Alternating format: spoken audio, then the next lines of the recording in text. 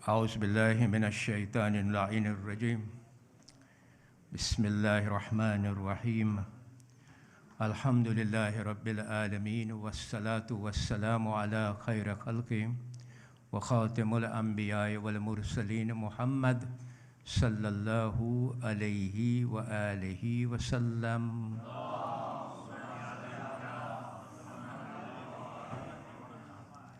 ولا حول ولا قوة إلا بالله العلي العظيم أعوذ بالله من الشيطان اللعين الرجيم بسم الله الرحمن الرحيم مثل الذين كفروا بربهم أعمالهم كرماد اشتدت به ريح في يوم آسف لا يقدرون مما كسبوا على شيء ذلك هو الزلال البعيد صدق الله العلي العظيم.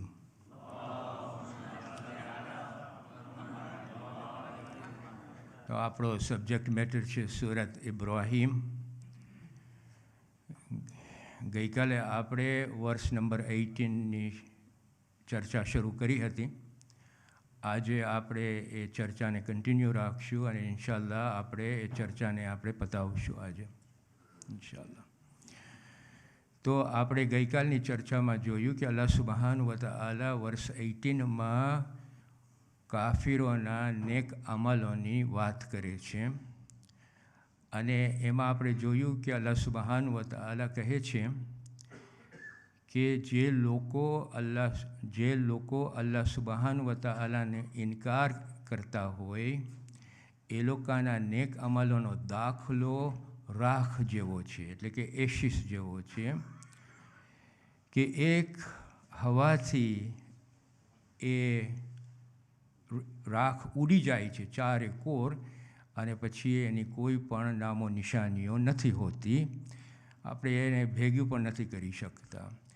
આનું એનાલિસિસ આપણે ગઈકાલે શરૂ કર્યું હતું અને એમાં આપણે જોયું હતું કે જેઓ અલ્લાહ સુબહાન વ તઆલાના વિરોધી છે, જેઓ એનો સામનો કરે છે, જેઓ એરોગન્ટ છે અને અલ્લાહ સુબહાન વ તઆલાનો ઇનકાર કરે છે, એ લોકોના જે નેક અમલો છે એ નેક અમલોની વેલ્યુ નથી અને પરમેનન્સી પણ નથી. મતલબ કે આખિરતમાં એ લોકોની વેલ્યુ નથી.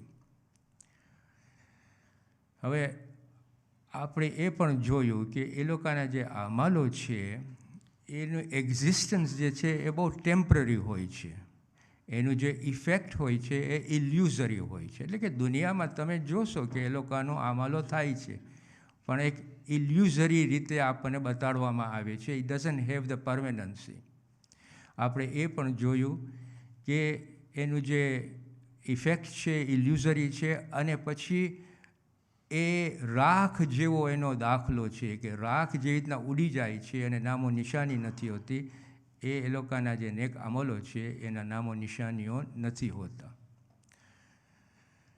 અને બીજું જે આપણે કનેક્ટ કર્યું આની સાથે તે આ છે કે જ્યારે આપણે કોઈ પણ અમલો કરતા હોય છે તો આપણને એક સ્ટાન્ડર્ડ આપવામાં આવ્યું છે જે અલ્લાહ સુબહાન વ તઆલા કુરાનમાંથી આપણને આપે છે. આ સ્ટાન્ડર્ડ એ છે કે એના આપણે કહીએ ને કે બે વસ્તુ ઉપર નભે છે. એક છે ઈમાન અને બીજું છે અમલે સોલે. આ બંને જોડાયેલું છે. ઈમાન વગર અમલે સોલેની વેલ્યુ નથી અને અમલે સોલે ઈમાનની વગર વેલ્યુ નથી. અલ્લાહ સુબહાન વ તઆલા આ બંનેને જોડ્યા છે અને એનું આખું નિઝામ છે એ આના ઉપર નભે છે. હવે આપણે આગળ વધીએ. અલ્લાહ સુબહાન વ તઆલા પછી આગળ વધે છે અને કહે છે કે તેમણે એટલે કે કાફિરો જે કંઈ નેક અમલ કર્યા છે તેના ઉપર તેમને કોઈ ઇખ્તિયાર નથી. અહીંયા જે શબ્દ યુઝ કર્યા છે તે છે લા યકદિરૂન. લા યકદિરૂના મતલબ કે they shall not be able to have any sort of control over the deeds. Basically પોતાના સારા અમલો છે ને એની જે કમાણી છે ને ઉપર આ કાફિરોનો કોઈ પણ અધિકાર એટલે રાઇટ્સ નહીં હોય. ઇટ્સ વેરી ક્લિયર હિયર કે અહીંયા શું કહેવા માગે છે. હવે ઓબ્વિયસલી અહીંયાથી અમુક સવાલો ઉપસ્થિત થાય છે. જો આપણે આ સવાલો ઉપર આવીએ એની પહેલાં એક બે વસ્તુ હું તમને ક્લિયર કરી નાખું કે આ જે સબ્જેક્ટ મેટર છે કાફિરોનો, નોન મુસ્લિમ્સના અમલો ને એ બધો, it's a very highly discuss chapters આપણને મળશે આપણા સોર્સિસમાં. દેર ઇઝ અ થિયોલોજિકલ પોઝિશન એ છે કે ઇવન ઇન ધ થિયોલોજિકલ પોઝિશન આપણે જોશું કે એમાં ઘણી જાતના ઓપિનિયન્સ આવે છે અને મળશે આપણને. ફિલોસોફિકલી આપણે જોશું તો ત્યાં પણ આપણને ઘણા ઓપિનિયન મળે છે. ગઈકાલે મેં તમને એક મુખ્તસરનું એક ચિત્તાર તમને આપ્યો હતો. After looking over all this I gave you a bit of an indication. એટલે આ મગજમાં રાખજો કે there are lots of opinions. Okay, હવે અહીંયા એક સવાલ ઉપસ્થિત થાય છે કે એક કે જો સારા કામો કર્યો હોય, એક નેક અમલ કર્યો હોય તો એ નેક અમલનો કોઈ પણ બદલો નહીં અપાય આખિરતમાં? એક સવાલ છે. ઓકે, હવે એનો એન્ડ વી કેન અન્ડરસ્ટેન્ડ કે આપણે શા માટે આવો સવાલ કરીએ છીએ. કે જિંદગીમાં આપણે જોઈએ છીએ એક બંદો કે જે અલ્લાહને માનતો ન હોય, જે કયામતને માનતો ન હોય, જે નબુવા માનતો ન હોય, જેની પાસે દીને ઇસ્લામ ન હોય, એ માણસ ઇન્સાનિયત તરીકે એના ઇન્સાનના જે લોકો છે કે જે હી ઇઝ રિલેટેડ ટુ, એમાં એ કોઈ ગરીબ માણસ હોય, મિસ્કીન માણસ હોય, એ ઇન્સાનિયત તરીકે એ મદદ કરતો હોય અને પછી જોતો હોય કે એની કોઈ પણ એની સેલ્ફિશ મોટિવ પણ નથી, કોઈ સેલ્ફ ઇન્ટરેસ્ટ પણ નથી, અને આ બધા કામો કરતો હોય તો પછી એની હાલત એને આ નેક અમલોનો કાંઈ પણ બદલો નથી. તો આ એક વસ્તુ ઉપર ચર્ચાઓ થઈ રહી છે. અમે અમુક મુફસ્સિરો કહે છે કે અલ્લાહ સુબ્હાનહુ વ તઆલા એનું અજર આખિરતમાં આપે છે. આ એક, અને they base their opinion on the fact કે આપણી પાસે અમુક ટ્રેડિશન્સ આવી છે કે એ ટ્રેડિશન્સ ઉપરથી એ લોકોનો આ ઓપિનિયન આપે છે કે અલ્લાહ સુબ્હાનહુ તઆલા એને અજરો આપશે. હવે કેવી રીતે આપે છે એ આપણે જરાક જોઈએ. આ જે હદીસો છે, I haven't looked at them from the point of view of કે એટલી મોહતબર છે, કેટલી સ્ટ્રેંગ છે, પણ આપણા ટ્રેડિશન્સમાં અમુક ઉલમાઓ, સારા ઉલમાઓ કોટ કરે છે, એટલે આપણે એમ થઈ કહે છે કે જરાક સ્ટ્રોંગ છે. ઓકે, ફોર એક્ઝામ્પલ આપણને એક મળે છે ઇમામ કાઝિમ પાસેથી. ત્યાં અલી ઇબ્ન યક્તિનથી રિવાયત છે કે ઇમામ કાઝિમથી રિવાયત છે, જો કે એને બયાન કરે છે અલી ઇબ્ન યક્તિન. એ કહે છે કે યહૂદીઓનો એક મોમિન હતો કે જે એક મુશ્રિકની બાજુમાં રહેતો હતો, અને આ મુશ્રિક આ મોમિનનું એટલું ધ્યાન રાખતો હતો કે એની આપણે કહીએ કે હદ નથી, એટલું બધું એનું ધ્યાન રાખતો હતો. હવે જ્યારે આ મુશ્રિક ગુજરી ગયો ત્યારે અલ્લાહ સુબ્હાનહુ વ તઆલા એના માટે જહન્નમમાં એવું ઘર કર્યું કે જેમાં એને જહન્નમની જે ગરમીઓ ને બધું હોય ને એને મળે નહીં, એટલે કે એને ઠંડકમાં રાખ્યા હતા એ જહન્નમની અંદર. તો આના ઉપરથી આપણે કહી શકીએ કે એ જહન્નમમાં છે, પણ એની જે જહન્નમમાં જે એને સજાઓ મળે છે એ સજાઓ રિડ્યુસ થઈ because of his good work. પણ એનું ઈમાન અલ્લાહ સુબ્હાનહુ વ તઆલા પાસે નહોતું. ઓકે, બીજી આપણે હદીસ મળે છે ઇમામ બાકિર અલૈહિસ્સલામ પાસેથી. ઇમામ બાકિર પાસેથી આ હદીસ મળે છે કે એક રાજા હતો, બહુ ઝુલ્મી રાજા હતો, અને એક મોમિનને એને ધમકી આપી હતી. મોમિન એટલે ઈમાનદારને. એ ઈમાનદાર એ રાજાના જમીનમાંથી નીકળીને નોન મુસ્લિમના જમીન ઉપર ગયો રહેવા માટે, અને ત્યાં એને મળી પનાહ. ક્યાં મળી? એને એક મુશ્રિક પાસે પનાહ મળી, અને એના ઘરે રહ્યો, એને એટલું સારી રીતે એનું ધ્યાન રાખ્યું. હવે આ જ્યારે મુશ્રિક ગુજરી ગયો ત્યારે એને જહન્નમમાં રાખવામાં આવ્યું હતું, પણ જહન્નમની જે એ અઝાબથી ડરતો હતો, પણ એને અઝાબ આવતું નહોતું. એટલે આ પણ અને પછી ઇમામ એ પણ કહે છે કે એને દરરોજની મળતી હતી, એટલે કે એને જમવાનું દરરોજનું મળતું હતું. તો સાહેબો એને પૂછે છે આ ક્યાં જન્નતમાંથી આવતું હતું? It's a reasonable question. તો કે ને આ અલ્લાહના વિલ ઉપર છે, એ જ્યાંથી મોકલાવે છે એ મોકલાવે છે. This is his prerogative, his judgement. એટલે અહીંયાથી આપણે સમજી શકીએ છીએ કે દેર ઇઝ અ રિડક્શન. જ્યારે નેક અમલો કાફીરો કરે છે તો ત્યારે આ સજાઓમાં રિડક્શન મળે છે. વાત આપણે જે સમજવાની છે તે આ છે કે વોટ ઇઝ એક મોટો difference between a non Muslim doing a good નેક અમલો અને એક મુસ્લિમ ડુઈંગ અ નેક અમલો. હવે આ સમજવાની વસ્તુ છે. અલ્લાહ સુબ્હાનહુ વ તઆલા જ્યારે એની ઇન્સાનિયત માટે, મખલુક જે ઇન્સાનિયત છે એના માટે જ્યારે હિદાયત મોકલાવે છે, આખો પ્રોગ્રામ મોકલાવે છે, ઓકે, કે તમને જો આ જિંદગી અહીંયા કાઢવી હોય, this is the programme for you to undertake. આ પ્રોગ્રામથી જો તમે આગળ વધશો તો તમને આ દુનિયામાં પણ બેનિફિટ મળશે અને આખેરતમાં પણ બેનિફિટ મળશે. This is the program you must follow. હવે એક મુસલમાન નેક અમલ કરતો હોય અને એક કાફિર નેક અમલ કરતો હોય, કાફિર પાસે આ પ્રોગ્રામ નથી જે આપણે ફોલો કરતા હોઈએ છીએ. નમાઝ પઢે છે, ખુમ્સ કાઢીએ છીએ, હજમાં જઈએ છીએ, ચેરિટીઝ આપીએ છીએ. આ એક પ્રોગ્રામ છે મુસલમાનો માટે, ઇન્સાન માટે આ પ્રોગ્રામ છે. અને આ મુસલમાન પાસે આ હિદાયત છે, કાફિરે આ હિદાયત એક્સેપ્ટ નથી કરી. તો એનો મતલબ આ થાય છે કે જેટલો બેનિફિટ જો આ કાફિર હિદાયત ઉપર જો ચાલતો હોય અને એ નેક અમલ કરતો તો એને પૂરી રીતે એને બેનિફિટ મળી શકતે નેક અમલોની. મુસલમાનને because he is following that program that Allah has given through his prophet and Quran, if he is following that program, તો ખાતરી આપે છે અલ્લાહ સુબ્હાનહુ વ તઆલા કે you will be successful. there is a difference, okay?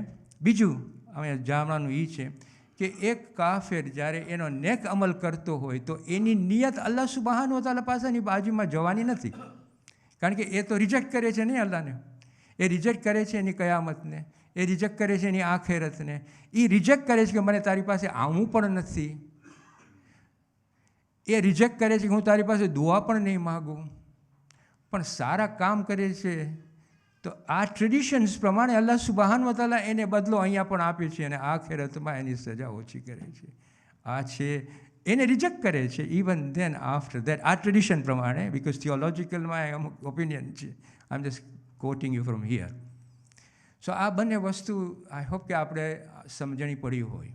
હવે આગળ વધીએ કે પછી બીજું ગ્રુપ એવું પણ છે કે જે કહે છે, સલવાત પડો ભાઈ,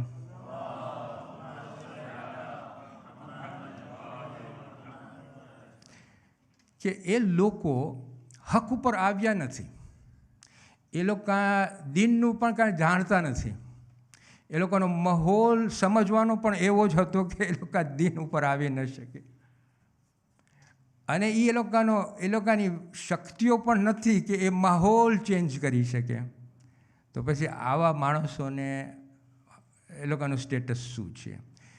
તો અહીંયા આપણને ઇસ્લામના ઉલમાઓ બે ટર્મ યુઝ કરે છે. એક છે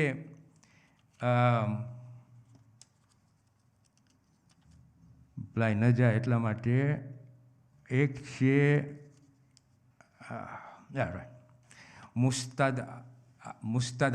મુસ્તદઅફ, ઓકે, મુસ્તદઅફ એટલે પાવરલેસ.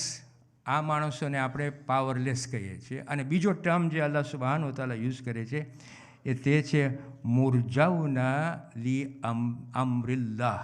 આ તને સૂરત તૌબામાં મળશે.